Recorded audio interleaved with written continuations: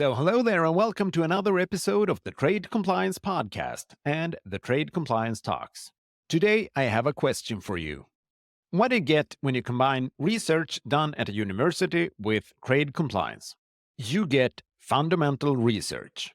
And in this episode of the Trade Compliance Talks, I had a conversation with Nancy Draper Schaefer on the subject of fundamental research, and I learned the following: that fundamental research is defined as research in basic and applied science, engineering, and mathematics. It's characterized by the broad sharing of results within the scientific community. The goal of fundamental research is to advance science for the overall benefit of society. And this type of research falls under the Fundamental Research Exclusion, or short the FRE, in the ITAR and the EAR. And it's important to note that although fundamental research is excluded from export control regulations, there may still be restrictions on inputs and outputs of the research, such as controlled information or physical samples. But I'm not the one that's going to give you all the details about fundamental research, so enough bibble-babbling from me, and it's time to listen to my trade compliance talks with Nancy Draper Schaefer. So enjoy. So, hi Nancy, and thank you for joining me in this Trade Compliance Talks where we are going to talk about fundamental research. But first, could you please introduce yourself shortly to who you are and what you do? Absolutely. Thank you for having me. My name's Nancy Draper Schaefer. I've been working in international trade compliance for a little more than a decade now, give or take. I started out at a university in their export control office, and then I went to industry. I am currently finishing up a position working on a contract with a national lab.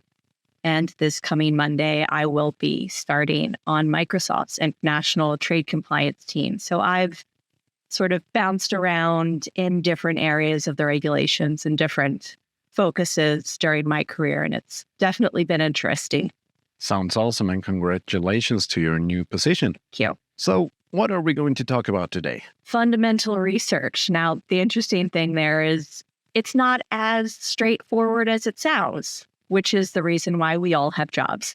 Yeah, of course, it always is. But before we dive into the fundamental research, could you please answer the question that I'm always the most curious about? It's, Nancy, how did you end up in trade compliance? Well, I think like a lot of people, and maybe this is changing for the younger generation, which I am definitely no longer a part of, I fell into trade compliance accidentally. I graduated from college with a degree in international relations, focusing on security studies in 2009. Ended up going to work for a university because it was a rather challenging economy for jobs during that time, especially for government majors.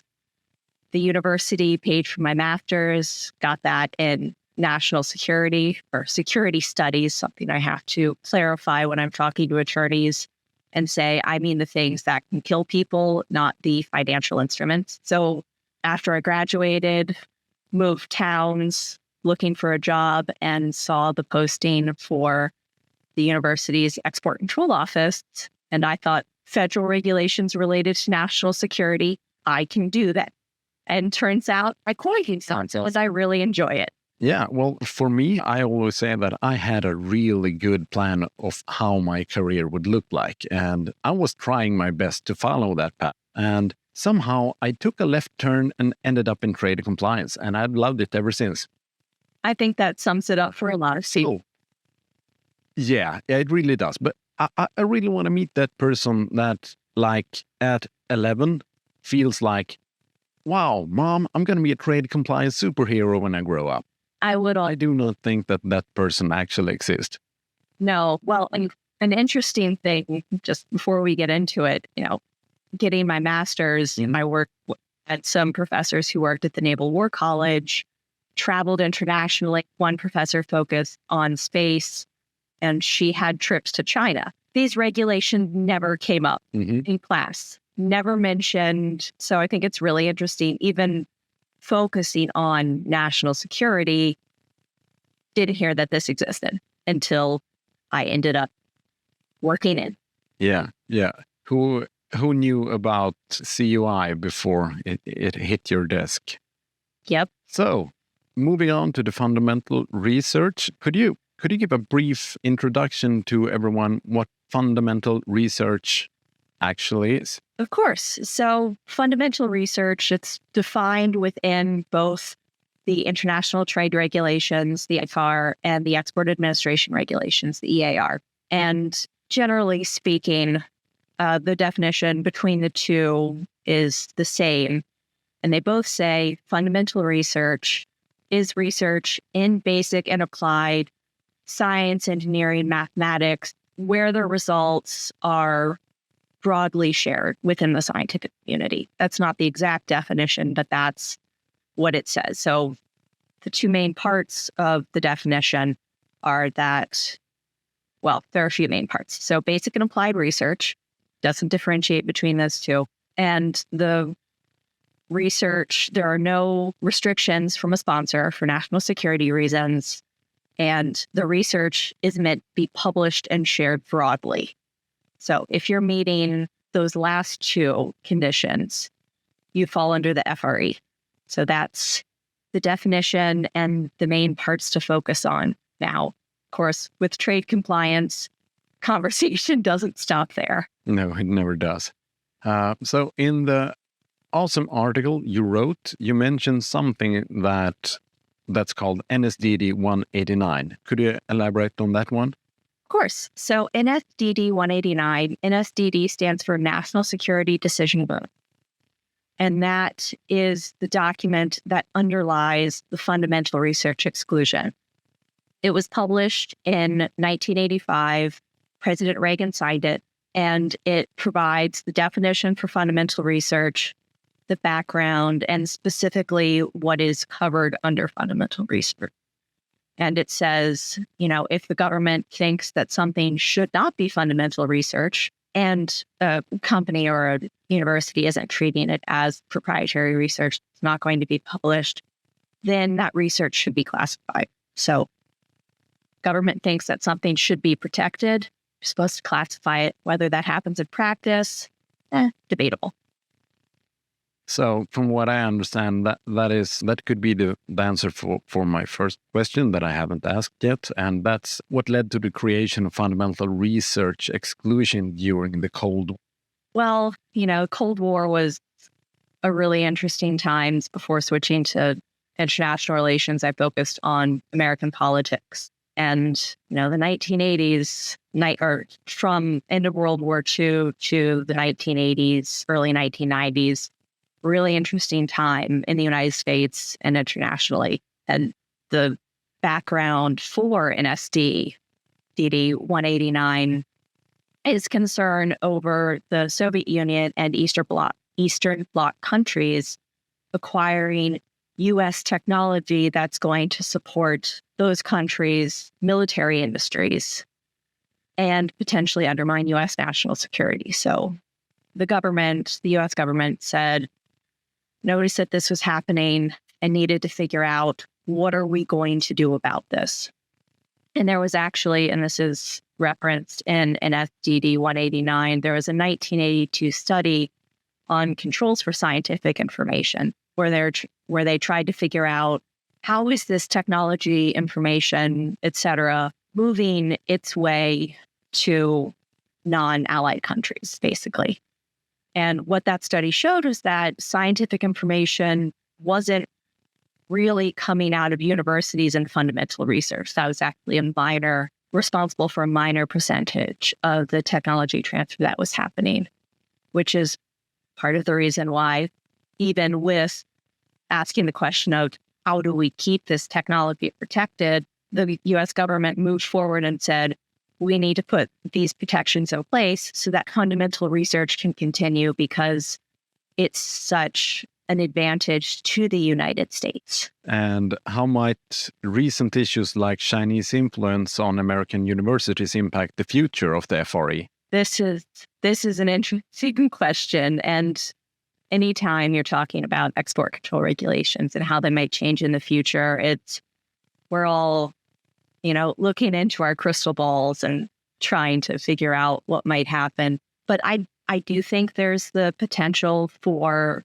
the fundamental research exclusion, potentially in SDD 189 to be reexamined after the next presidential election. Where we are right now politically in the United States, it's within a year of the next presidential election. So that means that bipartisan action is less likely to happen. Although protecting U.S. technology is actually a very bipartisan area for the United States Congress. There aren't as many of those currently, unfortunately. So I think that the, Chinese influence, Confucius Institutes, Congress might look at that and decide we need actual legislation on this rather than presidential action.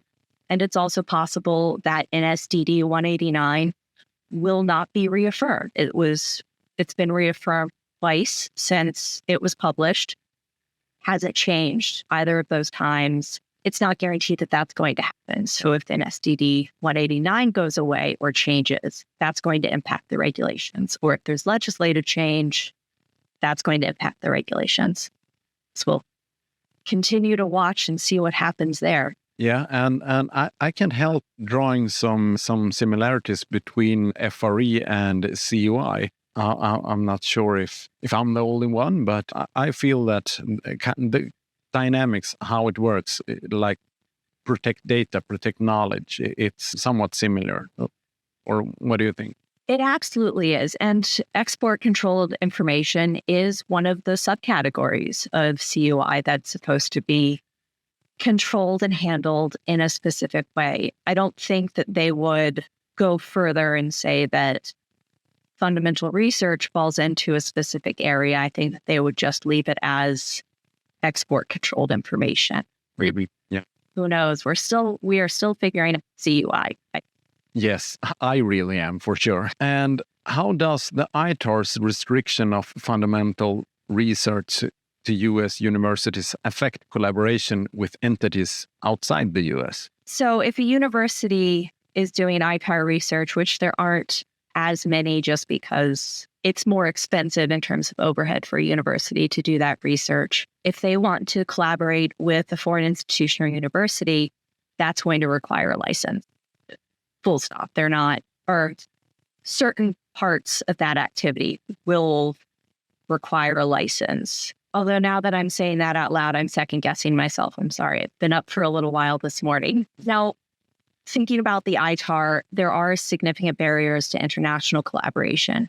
And I think the biggest issue there would be whether or not a research sponsor, whoever that is, or the university is interested in that university pursuing an international collaboration. I think if a sponsor suggests it, the university might go after it, and then technology from that research could be shared with a collaborator. We'll talk about that a little bit more later, or I'll go into that a little bit more later, I think. But I don't see universities doing this without a government sponsor pushing for it and potentially as a way to, help or work with allies to develop parallel technologies that are going to be beneficial to both countries overall. And if we look beyond the ITAR and the EAR, how do OFAC sanctions and Part 810 intersect with FRE? And are there some similarities between other countries' rules? So OFAC is interesting because, the FRE, it's a fundamental research exclusion.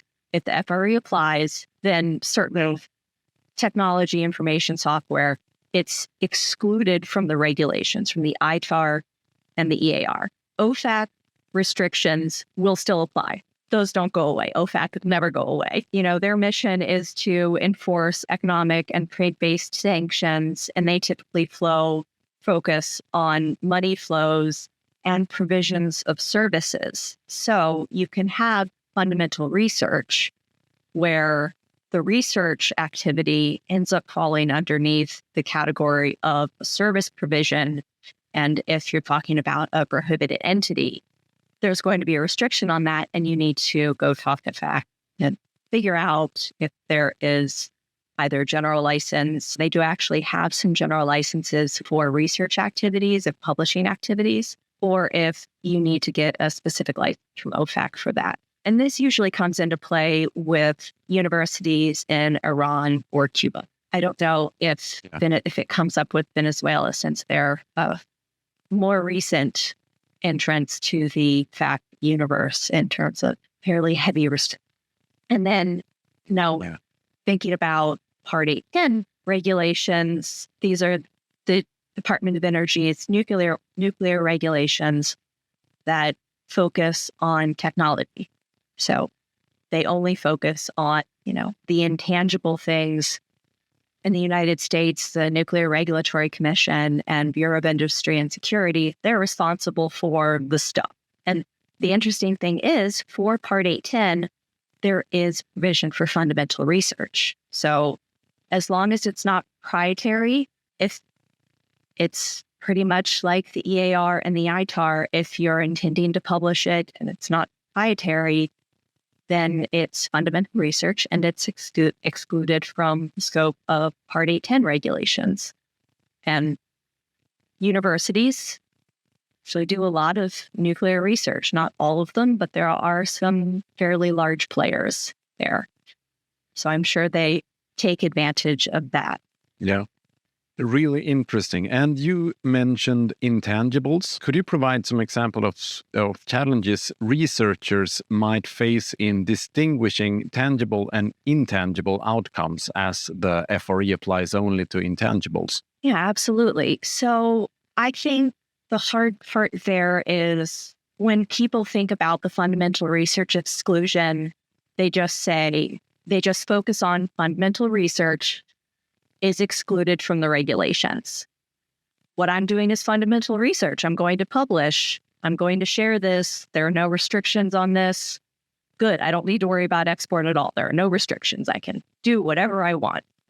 And that's not how the fundamental research exclusion specifically states that it's technology and software.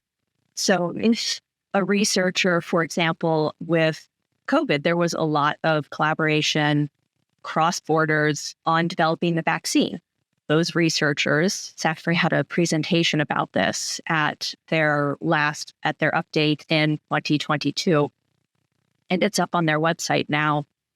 But they talked about how researchers collaborating on this virus research, figuring out how we can have a vaccine to help end the pandemic, the fundamental research exclusion applies. But there are inputs that are going to be controlled. There are outputs that are going to be controlled. So if you have, controlled information going in and it doesn't get published, it's controlled information coming out. Thinking about the intangible versus tangible, let's say those researchers needed to ship specific samples or specific strains that they've collected in their country to other researchers. That physical shipment requires an authorization, because that is something you can hold in your hands. It does not fall under the FRE. So you'd need to think about that and not just look at the FRE as a pre-pass. No, of course not.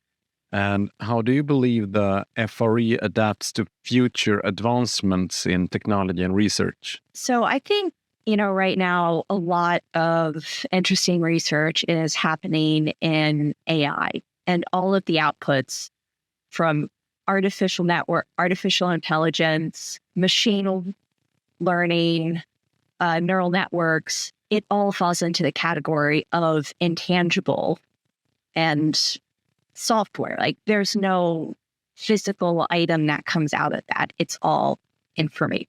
So I think one area for how the FRE, I don't know about adapt, but how it could change is a shift actually more in the direction of what the EU has in their regulations, where they say they exclude basic research from the regulations and allow for that, but not apply. So it's possible that the United States will move in that direction. As of now, if you're going to publish and share broadly, the regulations don't cover this, or it's excluded from it because the goal is to support the United States and broadly advance science for the overall good of the country. Yes, and moving on to the international perspective, how do challenges faced by U.S. academic institutions acknowledged in the EU export control regulations compare, and are there shared best practices? So I think universities and research institutions, regardless of where they're located, probably have very similar concerns regarding research controls, export control regulations, regardless of what regulations apply to them, where they're focused. There are reasons to protect research outside of national security and economic reasons, or the reasons that underlie international trade compliance. You want to protect your research so that you can publish. The whole publish or perish for academia, that's not a joke. That is actually how it works. There might be some changes, but you really want to be the first to publish novel research.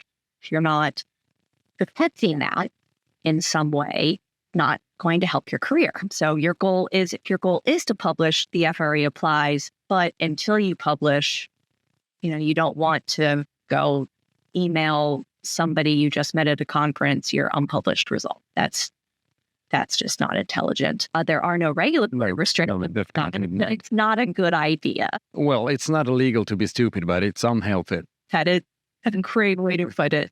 And for shared best practices, I think there are a number of things. And thinking about our conversation, what occurred to me was this could be a really good area for the US-EU Trade and Technology Council, like something for them to discuss, something to add to their focus on trade, technology, and innovation. How can US and EU research institutions and universities share their knowledge in this area, how to comply with regulations, and potentially align regulations between the countries? Yeah. Moving back to China, how do China's 2021 export control regulations address research collaboration, and do they align with or differ significantly from the FRE? So China's regulations are really interesting, partially because they're so new. Also, I think the best way to phrase this is the suspicion is that they were made in response to U.S. restrictions targeting China. It's possible that their export regulations were in the works, in progress for a while, and they just came out in 2021. But the timing in relation to a lot of U.S. restrictions, it makes it seem like one is in response to the other. So China and their regulations, I would say, go out of their way, very explicitly state that China supports international collaboration, governmental exchanges. They're very much in favor of those things, information sharing, and there is no detail beyond they support it. So it's possible that they'll actually go into detail and say, well, if there are institutions that are going to collaborate, like, we will exempt basic and applied research in these situations. It's possible that China will decide to make their restrictions significantly more permissive than the United States or the EU to support research collaborations so that they can say, hey, look, we're trying to be good international partners on the global stage, and nobody wants to work with us. So we're doing everything we can. It's on those other countries to make this happen. Who knows? This is very much to be determined. Again, figuring out, looking into our crystal balls.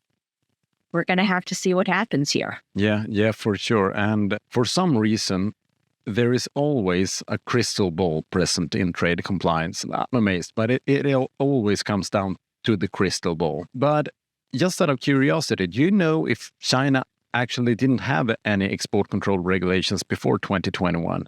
I believe what they had before 2021 was, what is it? It's called FOCOM. What does that stand for? I can't remember right now.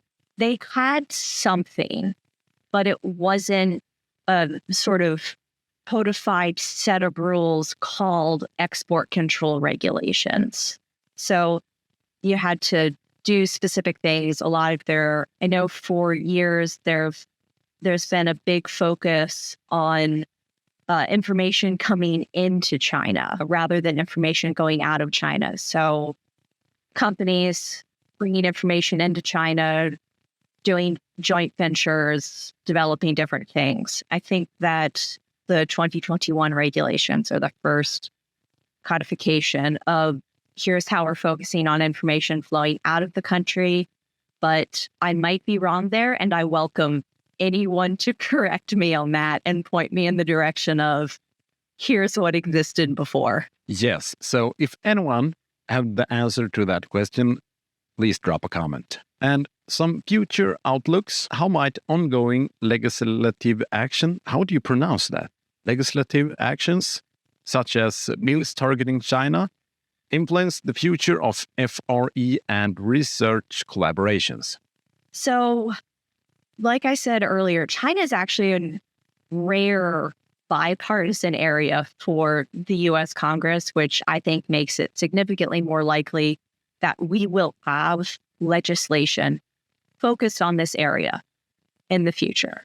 I do think it's more likely that this will happen after the next presidential election. We are, like I said earlier, a year away from 2024 election, and that means that everything that happens up until that point is potential for campaigning. Unfortunately, that undermines bipartisan collaboration, especially even in areas of national security sometimes. We could see something, I just think it's a little less likely. Yeah. Now, so what they might do, I could see them restricting the fundamental research exclusion or restricting the definition of fundamental research, which would trickle down to the regulations, to just basic research. So remove a plot. Or maybe they might specify that it only applies up to a specific technological readiness level. So you're removing some of the guesswork in terms of where fundamental research stops and it becomes applied. Beyond, does somebody want to publish this? Are there any restrictions on the research? Interesting. I could see Congress having a hearing about this or setting up a study similar to the one from 1982 to determine how U.S. technology is getting to different countries. An interesting thing, some of this is happening through legal licensing of U.S. patents.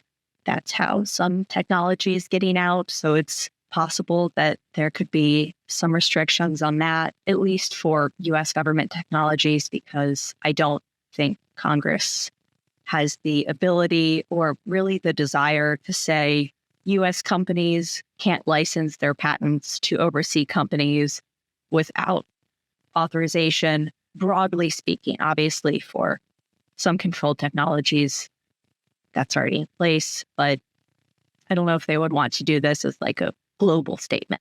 Yeah, sounds fair. Considering outreach efforts by U.S. regulators to universities, how do these initiatives shape the export control landscape, and what role can universities play in future policies related to fundamental research? So, one interesting thing about universities, there is actually a university export control group.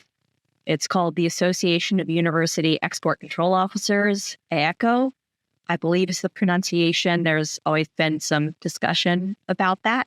And they're actually very active in U.S. government outreach. So they respond to proposals, requests for information, or requests for information, and they help and they try to shape regulatory outcomes very similar to how companies will respond to requests for information and other trade groups. So in terms of how U.S. outreach to universities will shape how all of this works, I think that this outreach is really making universities much more aware of the nuances of the regulations.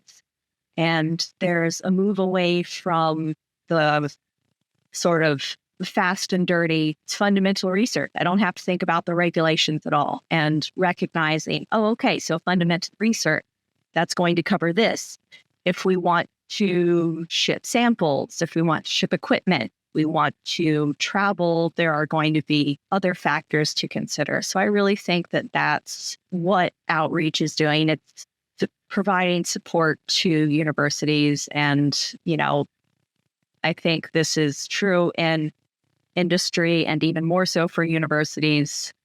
Trade functions tend to be small but mighty. So when you have at a university 2 people covering export for the entire university, having outreach, having the government come talk, it can help the university look at that and say, oh, maybe we need to devote more resources or think about this. So I think that's potentially helpful in making people beyond the export control office at universities realize, oh, this is something we need to think about. It's not just what that person keeps emailing me about when I travel outside of the country for a conference. No, of course. It's kind of something that you need to have in the back of your head in your everyday work. Is there anything that we haven't touched base on within your article that you wanna highlight? No, I think we've covered most of it. But one thing I really want to emphasize is I think this is a very interesting area to watch for export control regulations, at least within the United States. This is one area of the regulations that has not changed, even with export control reform. It hasn't been cut. So, the point of export control reform is to build taller fences around fewer technologies, roughly speaking. But the FRE has remained the same since 1985. The world has changed a lot since then. Technology is vastly different, significantly more advanced. We don't have flying cars yet, but we're working on it. Yes, for sure. And I would definitely sign up for one of those. But I think it makes sense to say that this is something that's not going to remain static for the next 38 years. No. So you see a FRE reform coming anytime soon? If we don't define soon, then yes.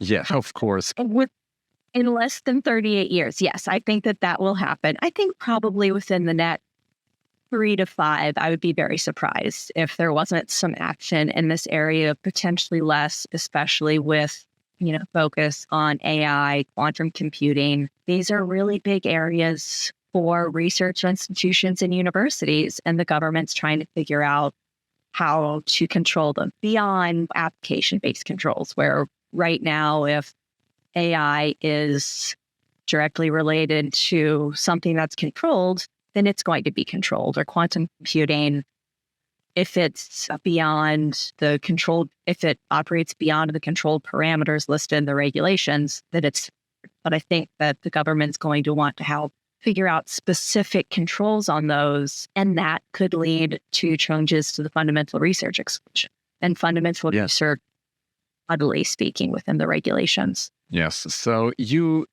basically foresee a FRE reform somewhere in the ballpark of when we are getting flying cars, right? Yes, I feel comfortable making that statement. That's awesome.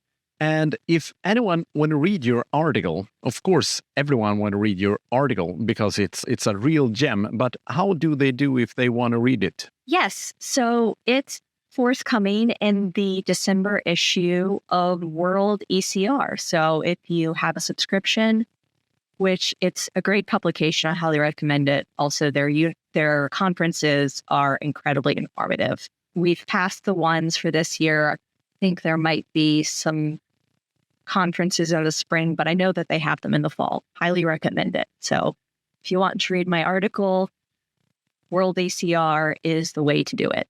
Yeah, I'll be sure to include some links to that page for sure. And if anyone want to get in contact with you, how do they do? Look me up on LinkedIn. It's a great way to find me.